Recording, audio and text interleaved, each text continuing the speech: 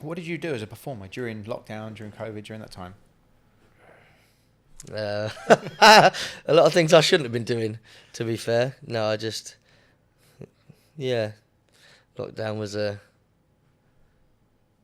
If I'm being honest, I don't actually know what to say about lockdown, other than yeah, it was probably the one of the most difficult times of my life. My dad had COVID. He got put on an incubator. Jeez. Yeah. Woke up on my birthday. Um, yeah, I tried to kill myself. Jesus. Yeah, 3 times. There was at the time my girlfriend left me, and wasn't speaking to my parents, and I'd moved into a friend's garage, and I was sleeping in my car. And I had problems with a few other things, personally. But yeah, there was a time where I just, where are you in the world? You try and do what you like. I just had everything like stripped from me, and then the world was stripped, and then one by one my dad was stripped, and then my family got stripped, and it was all the world and me, and it was all just one big giant fuck up of what the hell is going on here. But that shit makes you strong. That shit makes you strong, and that shit makes you in tune with your emotions as well. And you know how to, handle certain things, sometimes bury certain things, But that was probably, oh yeah, it's tough. It took a couple of years to get out of that. I'm sorry to hear that. Yeah. And like, it wasn't that long ago, we're only talking 4 years ago. Yeah. No, not long at all. But now you're in such a good place. You've got a house, you've got a great partner, you're busy. Like, what do you think? What do you think like helped dig you out of that? Was it just you, or did you have other people around you? No, obviously I had obviously certain friends and family around that were helped me dig. But ultimately, the spot that I was in, it's one of them things that everyone can give you the support that they can at the time for as much as they can, but you've got to do the digging. But did you tell anyone how you were feeling? Like, did you have any place to vent? Yeah. I had a loads of places. Like, to be fair, it got the more, or I say the worst things got for me, or like in the weird place that I was in my life, it was. I got really good at saying how I felt, just because it was easier, man. It was like, I'll let you know how I feel today. I'll let you know if I'm happy, angry, sad, or. Again, it was just one of them. Could have just been one of them oversharing. Probably shouldn't have said that kind of things. But if you're trying to be real and transparent with it, you have to. Yeah, it is a strange one. There's a lot of talk at the moment about like men's mental health. It's supposed to be June is Men's Mental Health Month, and had a guy I was talking to last week, Dom Fenton, who wants to run events for like men to have space to talk. It's great that you can openly talk about that kind of thing now. Yeah, I'm not too bothered anymore. Like, you know what? It's hard talking about things like that. Certain things I'll miss out. Certain things I won't. Yeah.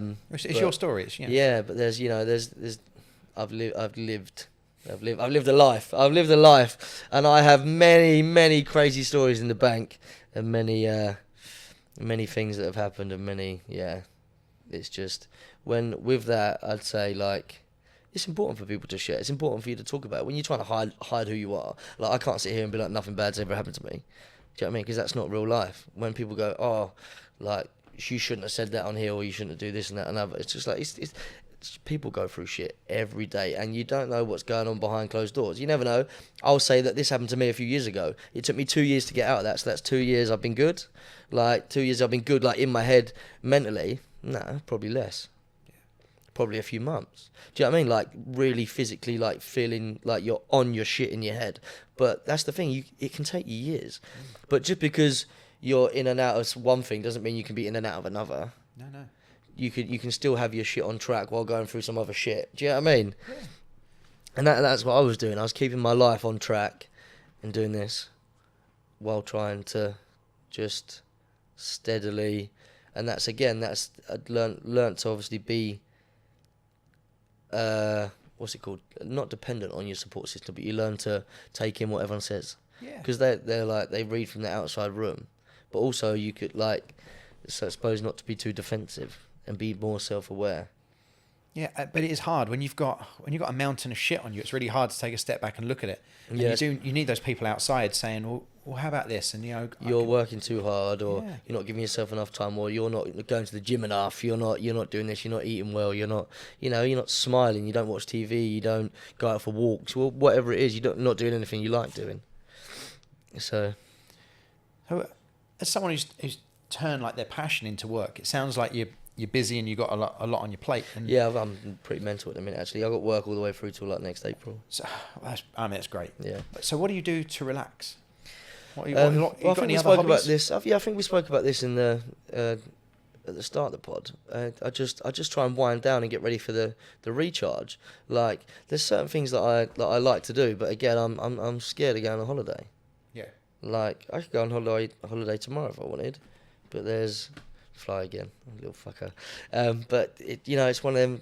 Like, I do genuinely get scared. It scares me to go on holiday.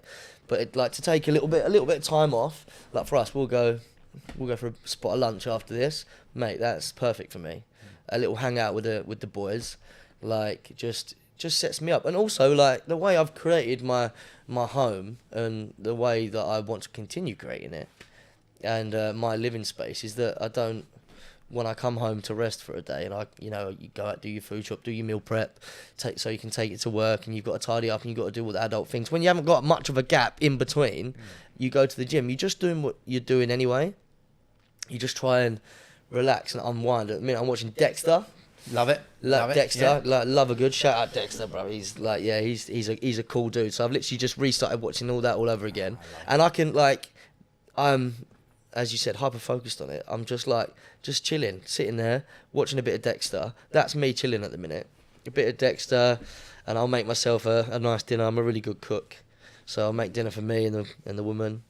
And do you know what I mean? Like, I love hoovering as well. Like, hoovering. Hoovering. Bro, I love it. It's so good. I'm literally, first thing I do, I wake up in the morning, put my coffee on in my kitchen, and just hoover.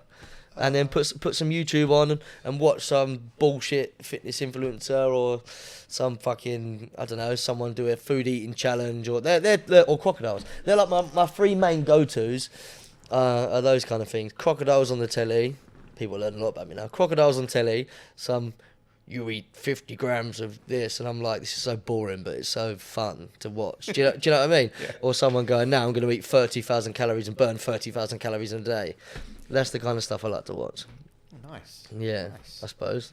But that's like first thing in the morning. I do my emails while I'm doing that, because I've had a... Well, yeah, it's background noise, isn't it? Yeah, I have a few coffees in the morning. Probably one too many, I should. Probably. Do you have too many coffees? I cut down now. I cut a lot of caffeine out. I'm on a shitload of caffeine. Should probably cut down. But yeah, no, I do all my emails and stuff like that, and I'm scrolling, and I'm, applying for jobs, and I don't know, like putting different descriptions together, and like making different email setups. I'm sorting all my videos out, my photos, and things like that. And I do that when I wake up, and I find if I do that between 5 and 8 in the morning, it's great. That's nice. And then obviously just keep going until I burn out. Pretty much. Works for your drop. Oh, yeah. Well, awesome. I think we've run out of time there now. I'm going to go get some lunch and have a nice afternoon. Yeah, let's go and have a little Nandingo. Oh, Nando's. That's what we're after. Yeah. A bit of chicken. Well, thank you so much for coming on. Really interesting. I appreciate you taking the time to come in. So I'll see you soon. Cheers, fella. Have a good one. Take it easy.